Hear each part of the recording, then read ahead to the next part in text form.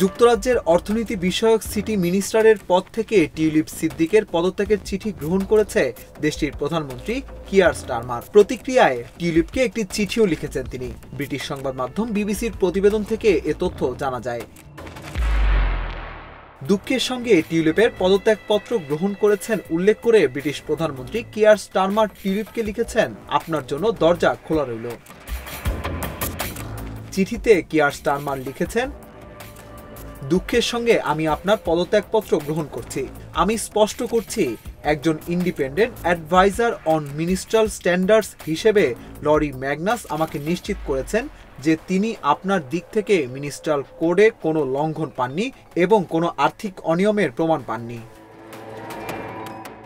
দুর্নীতির অভিযোগ তদন্তের জন্য লরি ম্যাগনাসের প্রতি আহ্বান জানানোয় টিউলিপকে ধন্যবাদ জানিয়েছেন কিয়ার স্টারমার। এ বিষয়ে তিনি বলেন, যুক্তরাজ্যকে বদলে দেওয়ার যে লক্ষ্য নিয়ে আমরা কাজ করছি, সেখান থেকে আমাদের মনোযোগ ব্যাহত করার চলমান ঘটনা প্রবাহের অবসানের জন্য আমি সাধুবাদ জানাই। আপনি একটি কঠিন সিদ্ধান্ত নিয়েছেন।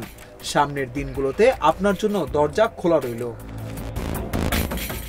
যুক্তরাজ্যের অর্থ মন্ত্রণালয়ের অর্থনীতি বিষয়ক সিটি মিনিস্টার ছিলেন টিউলিপ সিদ্দিক। তিনি বাংলাদেশের ক্ষমতাচ্যুত প্রধানমন্ত্রী শেখ হাসিনার বোন শেখ রেহানার মেয়ে। মন্ত্রী হিসেবে দেশটির আর্থিক খাতে দুর্নীতি দমনের দায়িত্বে ছিলেন টিউলিপ সিদ্দিক, কিন্তু তার বিরুদ্ধেই শেষে দুর্নীতির অভিযোগ ওঠে। টিউলিপের বিরুদ্ধে অভিযোগ, বাংলাদেশের অবকাঠামো উন্নয়নের জন্য বরাদ্দ প্রায় $5 বিলিয়ন আত্মসাৎ এবং লন্ডনে একটি ফ্ল্যাট উপহার নিয়েছেন তিনি। এর ধারাবাহিকতায় অর্থনীতি বিষয়ক সিটি মিনিস্টারের পদ থেকে সরে দাঁড়ান টিউলিপ।